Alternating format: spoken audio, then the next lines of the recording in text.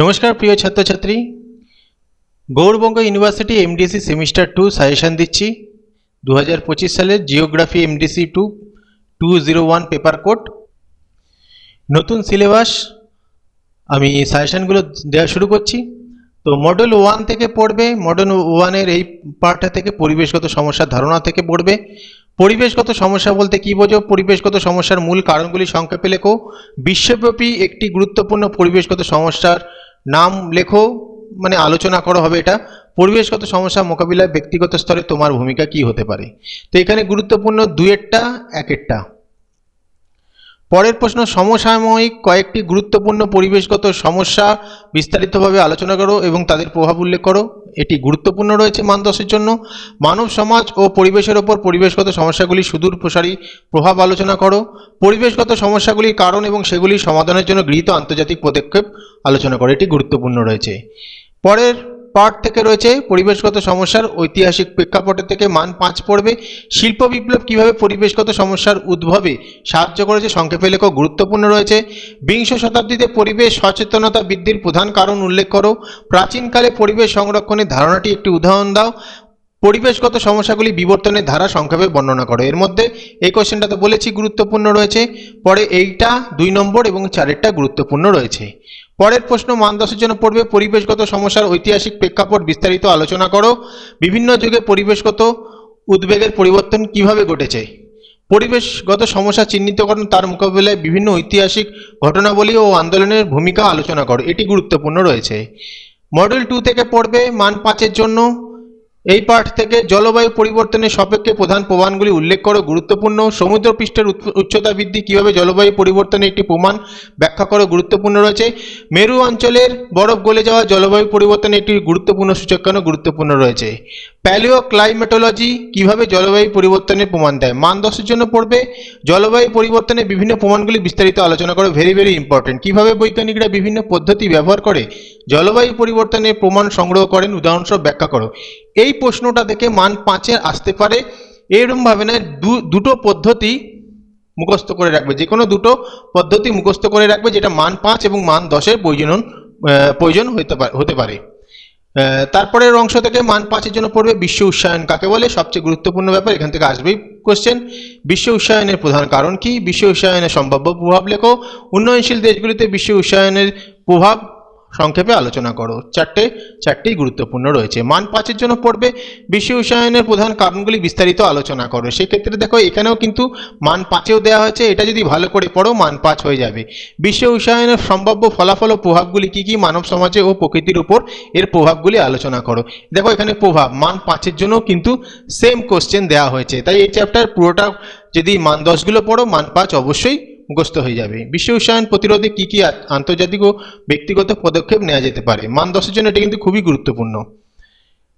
Green house খুবই গুরুত্বপূর্ণ। এটা গ্রিন হাউস প্রভাব বলতে কি বোঝো, এটি বড় প্রশ্নের সাথে যুক্ত হয়ে আসতে পারে। মান 5-এর জন্য অনেক সময় দিয়ে দেয় কি বোঝো, সেখানে কিন্তু একটু বড় করে লিখতে হবে।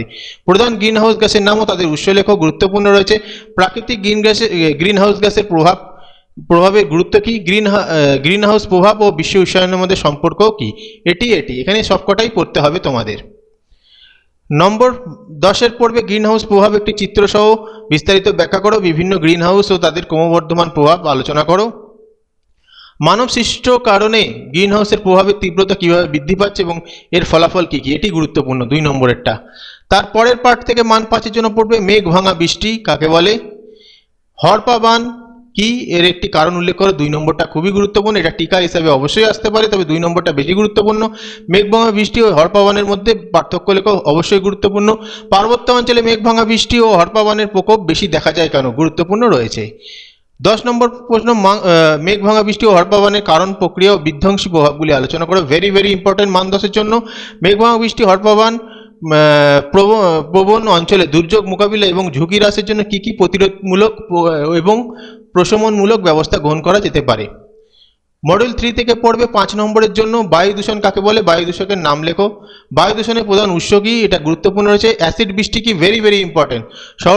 শহরাঞ্চলে বায়ু দূষণের প্রধান কারণ লেখো, ভেরি ইম্পর্টেন্ট। এটি এবং এটি খুবই গুরুত্বপূর্ণ এই দুটো। বায়ু দূষণের প্রধান কারণ উৎস, মানব স্বাস্থ্য ও পরিবেশের উপর এর ক্ষতিকর প্রভাব, ভেরি ভেরি ইম্পর্টেন্ট। বায়ু দূষণ নিয়ন্ত্রণের জন্য বিভিন্ন কার্যকরী ব্যবস্থা গ্রহণ করা যেতে পারে, সেগুলি আলোচনা করে গুরুত্বপূর্ণ রয়েছে। অ্যাসিড বৃষ্টির কারণ গঠন, এটা কিন্তু খুবই গুরুত্বপূর্ণ। অ্যাসিড বৃষ্টি মান 10 বা মান 5-এর মধ্যে আসতে পারে। এই যে এই দুটো কোশ্চেনের মধ্যে সবচেয়ে বেশি গুরুত্বপূর্ণ, তিনটেই পড়া উচিত, তবে 3 এবং 2 খুবই গুরুত্বপূর্ণ।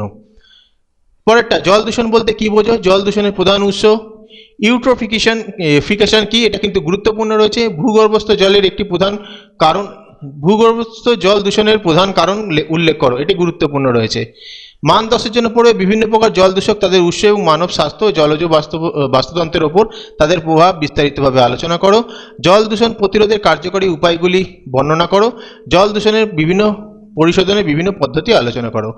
ইউট্রোফিকেশন কি, এর কারণ, প্রক্রিয়া ও ফলাফল বিস্তারিত আলোচনা করো, এটা কিন্তু গুরুত্বপূর্ণ রয়েছে। এর মধ্যে জল দূষণের কারণ তো মান 5-এ দিয়েছি, কার্যকরী উপায় বা পদ্ধতিটা ভালো করে পড়ে রেখো।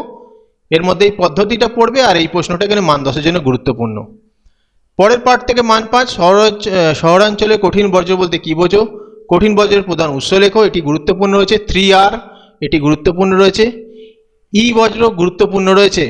এখানে সবচেয়ে বেশি গুরুত্বপূর্ণ অবশ্যই 3 এবং 4, খুবই গুরুত্বপূর্ণ। মান 10-এর জন্য পড়বে শহরাঞ্চলে বজ্রের বিভিন্ন উপাদান এবং তাদের উৎসগুলি আলোচনা করো। কঠিন বজ্র ব্যবস্থাপনার বিভিন্ন পদ্ধতি বিস্তারিতভাবে আলোচনা করো, ভেরি ভেরি ইম্পর্টেন্ট। এটি ভালো করে পড়লে মান 5-এও এটা এখান থেকে এর প্রশ্নটার অংশ আসতে পারে। অস্বাস্থ্যকর কঠিন বজ্র ব্যবস্থাপনার ফলে জনস্বাস্থ্য ও পরিবেশের ওপর কী কী ক্ষতিকর প্রভাব পড়ে, কঠিন বজ্র ব্যবস্থাপনার আধুনিক ও পরিবেশ বান্ধব পদ্ধতিগুলি আলোচনা করো। বজ্র কি, শহরাঞ্চলে বজ্র ব্যবস্থাপনার সমস্যা এবং তার সম্ভাব্য সমাধানগুলি আলোচনা করো, এটি গুরুত্বপূর্ণ রয়েছে। মান 5-এর জন্য পরের অংশ থেকে জীববৈচিত্র্য কাকে বলে, জীববৈচিত্র্যের অবক্ষয়ের প্রধান কারণ উল্লেখ করো। অবক্ষয়ের প্রধান কারণ উল্লেখ করো, এটা পড়বে। এটি বড় প্রশ্নের সাথে একটু জুড়ে দিতে পারে। বিপন্ন প্রজাতি বলতে কি বোঝে, একটি উদাহরণ দাও। বিপন্ন প্রজাতির এটা পড়ে রাখবে। ইন সিটু সংরক্ষণ কি, ভেরি ভেরি ইম্পর্টেন্ট, এটি পড়তেই হবে। অর্থাৎ এখানে 2 নম্বর প্রশ্নটা ভালো করে পড়বে, আর 4 নম্বর খুব ভালো করে পড়বে। এগুলো কিন্তু দেখবে এগুলো সহজ সরল রয়েছে। মান 10-এর জন্য পড়বে জীববৈচিত্র্য অবক্ষয় বা হ্রাস বলতে কি বোঝে, এর প্রধান কারণগুলি বিস্তারিত আলোচনা করো এবং এর সুদূর প্রসারী ফলাফলগুলি উল্লেখ করো, ভেরি ভেরি ইম্পর্টেন্ট। জীববৈচিত্র্য সংরক্ষণের প্রয়োজনীয়তা আলোচনা করো। জীববৈচিত্র্য সংরক্ষণের বিভিন্ন পদ্ধতি উদাহরণ সব ব্যাখ্যা করো, এইটা ভালো করে পড়বে। ইন সিটু এবং এক্স সিটু, এই দুটো পার্ট কিন্তু ভালো করে পড়তে হবে এই প্রশ্নের। ভারতবর্ষে জীববৈচিত্র্যের হটস্পটগুলি একটি বিবরণ এবং তাদের সংরক্ষণ গুরুত্ব আলোচনা করো, ভেরি ভেরি ইম্পর্টেন্ট। এই প্রশ্নটা এখানে, এই প্রশ্নটা আর এই দুটো ভালো করে পড়বে। মান 5-এর জন্য পড়বে জলাভূমি কাকে বলে, একটি উদাহরণ দাও। জলাভূমির পরিবেশগত গুরুত্ব কি, জলাভূমি অবক্ষয়ের প্রধান কারণ কি, রামসার কনভেনশন কি। এইটা 4 নম্বরটা খুব গুরুত্বপূর্ণ, 3 নম্বরটা গুরুত্বপূর্ণ রয়েছে। 4-3। 10-এর জন্য পড়বে জলাভূমির পরিবেশগত গুরুত্ব বিস্তারিত আলোচনা করে। জলাভূমি অবক্ষয়ের প্রধান কারণগুলি এবং সুদূরপ্রসারী ফলাফলগুলি পরিণতিগুলি বিশ্লেষণ করে। মান 10-এর জন্য এই প্রশ্নটা ভেরি ভেরি ইম্পর্টেন্ট।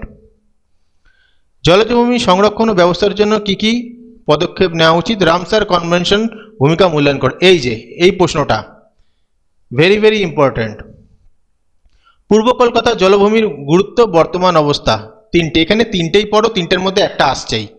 এই 3টে প্রশ্নের মধ্যে একটা আসবে। পূর্ব কলকাতা জলাভূমির গুরুত্ব, বর্তমান অবস্থা এবং সংরক্ষণের চ্যালেঞ্জগুলি বা বাধাগুলি আলোচনা করো। তাহলে এই 3টে প্রশ্ন ভালো করে পড়বে। তবে 2 নম্বর প্রশ্নের এই পার্টটা কিন্তু আসার চান্স প্রবল রয়েছে মান 5-এ এবং মান 10-এ উভয়ে, তাই এই পার্টটা অন্তত মুখস্থ করবেই। যাই হোক, ভিডিওটা ভালো লাগলে লাইক কমেন্ট শেয়ার করো। কেউ যদি এই নোটসগুলো কিনতে চাও অবশ্যই কমেন্ট করে জানাতে পারো। ভিডিওটা ভালো লাগলে লাইক কমেন্ট শেয়ার করে দিও।